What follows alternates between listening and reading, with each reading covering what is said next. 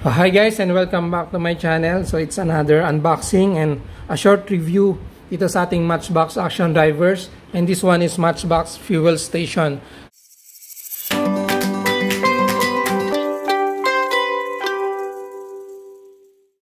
So syempre it's additional to dun sa ating project na Matchbox and Hot Wheels City. So ito ang kanyang packaging. So same ng mga Matchbox Action Drivers. Mas malaki lang ng konti ito kumpara dun sa Pizza Hut at saka dun sa Matchbox Bus Station. So siyempre yan, may kasamang Matchbox. Ang pangalan is Questor. Sa pickup truck, single cab pickup truck. So yung kanyang design, siyempre sa harapan yan. Kita nyo yung meron siyang presyo, no, sa ibang klase ng gasolina, regular plus, premium, and diesel. So sa side, so same, ganun dati yan. Ang bubuo ka, Matchbox and Hot Wheels, pwede mo i-connect. Sa likod, mas detalye yung picture, mas malaki yon, may ATM, at same time meron ding mini-mart. So ito ang kanyang itsura pag nabuo. So this one siguro made in China, I think. So yun guys, huwag natin patagalin, buksan na natin. Siyempre, dito ko siya binubuksan. Same as Hot Wheels. And press lang.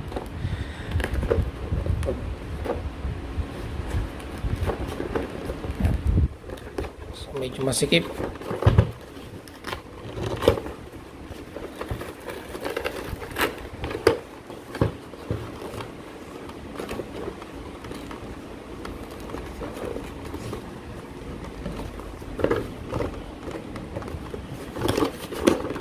Ayan.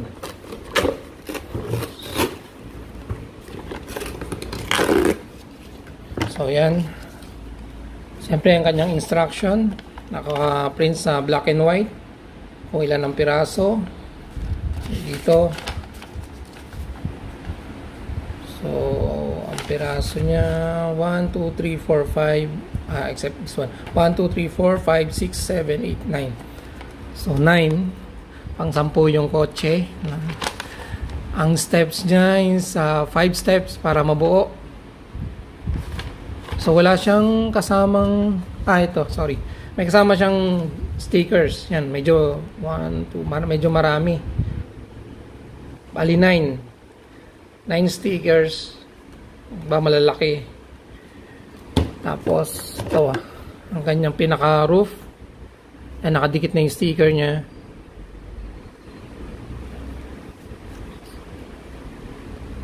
Medyo parang bubbles lang dito, pero nakadikit na yung stickers. Tapos naka-engrave yung Matchbox, yung pinaka-roof niya, base. So this one's letter A. Syempre yan, may markings, no, may tire skid. So may konting crack on design. Yung isang base is letter B, ganun din, may dalawang tire skid. Tapos tong parang mini-mart niya, i-close up ko lang yung loob, may konting detalye, pero sticker lang yan. Pero ang ganda ng pagka-print, no? Detalyado. So sa bubong yan, parang meron siyang solar panel, tapos aircon sa likod. So ilang para mga switch. Tapos to, pag fairness, yan, mag-open yung pinto. So close up natin yung loob. Yan, tutok ko. Yan, parang may mga kondisyon, mga langis, tsaka ano pang tinitinda, gaya sa isang convenience store, no? Setting ATM niya, talagyan lang ng sticker mamaya. Tapos yung kanyang gas pump, ito naka rubber pa. Yan pa, number 4 and 3. So to, pag furnace to, yan, bababa. Tapos parang meron siyang gauge dun, no? gagalaw din siya. May kulay. Yan. Yan.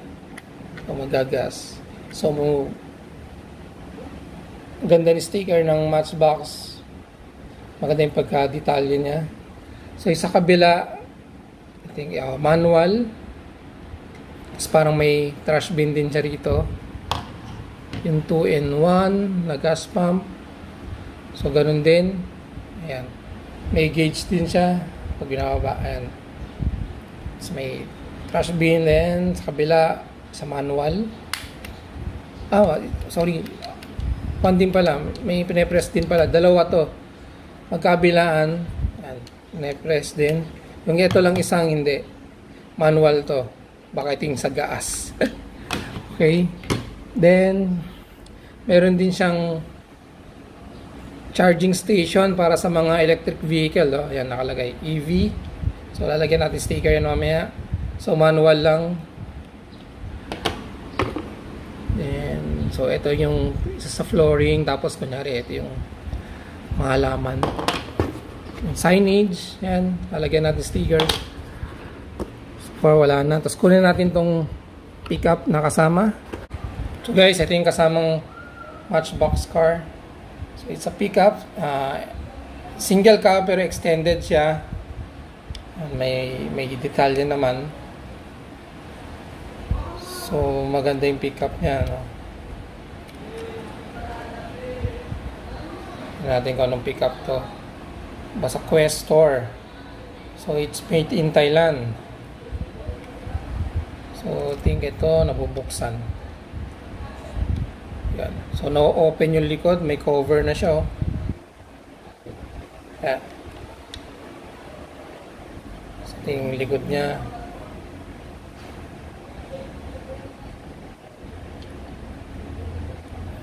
Sira natin. Okay. So, yun guys. Dikita na yung stickers. Tsaka buuin na natin.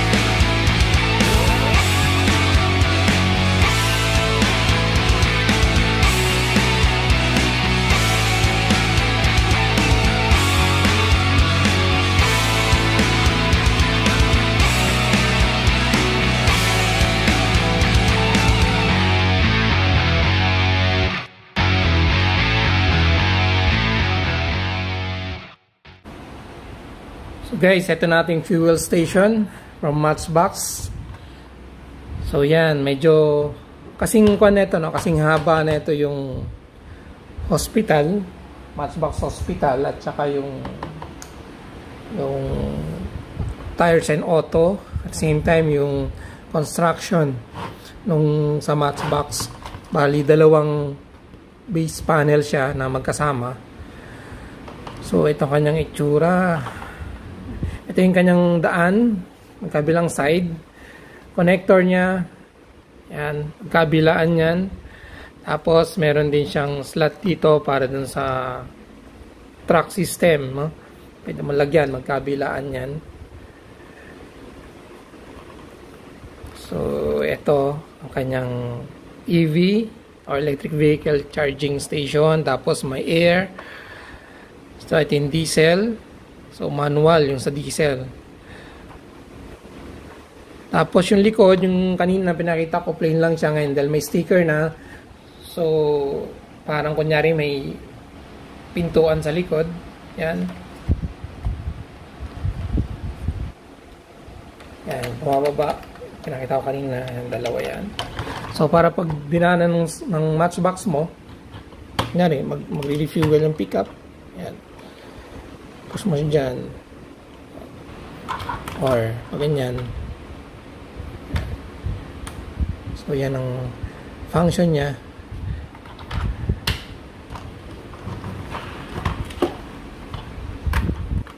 So, dito, yung sa pintuan ng Minimart, yan, pwede kang mag-park, pwede mag-park ng sasakyan, then push mo yung harapan yan, bubukas. Dito kasya naman ang sasakyan, makakadaan ang isang matchbox.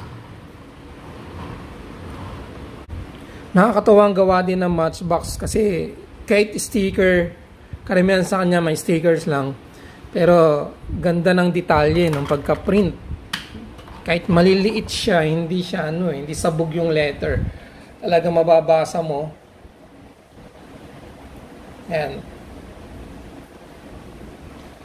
Pati yung sa store kanina, kung babalikan nyo, yung sa loob kanina, talagang kala mo meron talaga mga items eh. Ganda ng pagka-print ng sticker. Ito maganda sa gawa din ng matchbox. Napaka-detalyado kahit mga decals lang siya. Yan. So guys, once again, these are matchbox action drivers. It's a matchbox fuel station. So it's additional dun sa ating project na Matchbox and Hot Wheels City. So guys, thank you for your time. Thank you for watching. Please like and subscribe na rin sa mga hindi pa nakakapag-subscribe sa channel ko. Yan, para updated din kayo. Click the bell notification button sa mga bago kong video. Kung ito ang hilig nyo, mangolekta ng mga toys at iba-iba pa. So, ito yung channel ko. Nagre-review, nag-unbox sa mga toys, transformers, and also bike. Nagre-review ko rin. So, but this time, naka-focus ako ngayon sa Hot Wheels and Matchbox. So, guys, thank you for watching and God bless. Ingat lagi. Bye-bye.